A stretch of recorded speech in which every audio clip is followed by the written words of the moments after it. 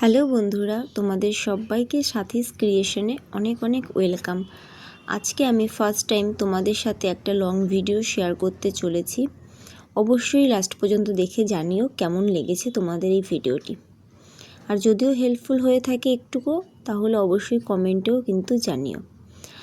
যেহেতু সামনেই পুজো আসতে চলেছে, সেক্ষেত্রে ভাবলাম তোমাদের সাথে ফার্স্ট ভিডিওটা একটু পুজো উপলক্ষেই রাখা যাক। সেই সূত্রেই দেখো আজকে তোমাদের সাথে একটা কালার টিউটোরিয়াল শেয়ার করছি। অবশ্যই মেকিং ভিডিও এটা শেয়ার করব খুব তাড়াতাড়ি। যদি ভালো লাগে কমেন্টে জানিও, আমি তাড়াতাড়ি করে মেকিং ভিডিওটা আপলোড করব। যেহেতু পুজো মানেই শিউলি পদ্মর একটা আনাগোনা থাকেই, এই ফুলগুলো ছাড়া কিন্তু পুজো পুজো ভাবটা একদমই মনে হয় না। তো সেই সূত্রে এই পিসটাও শিউলির ওপরই রয়েছে। আর শিউলি কালার যেহেতু সাদা হয়, তো ফার্স্টেই কিন্তু আমি সাদার এক কোট দিয়ে নিলাম। আর সাদা কালারটা এতটাই লাইট যেহেতু, তো সাদাটা কিন্তু অবশ্যই 2 থেকে 3 বার কালারটা করতে হবে। আর সব কটা কোটই কিন্তু পাতলা করে দিতে হবে, না হলে কিন্তু মোটা হয়ে গেলে উঠে যাওয়ার চান্স থাকে কালার।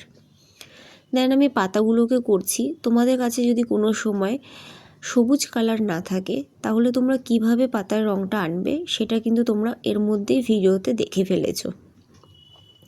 আমি ফার্স্টে ডার্ক একটা ব্লু কালার দিয়ে তারপরে ইয়েলোটা কিন্তু মিশিয়ে আমি দেখো সুন্দর করে পাতার একটা কালার কিন্তু নিয়ে এসেছি।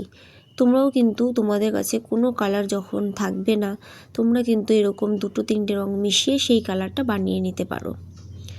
তারপরে শিউলি ফুলের মধ্যে আমি যেই অরেঞ্জ কালারটা থাকে সেটা দিয়ে নিলাম।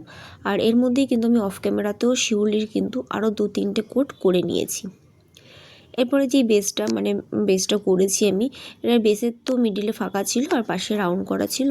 তো সেই রাউন্ড দুটোতে আমি একটা মাস্টার্ড ইয়েলো টাইপের কালারটা করেছি, আর একটাতে করেছি রেড।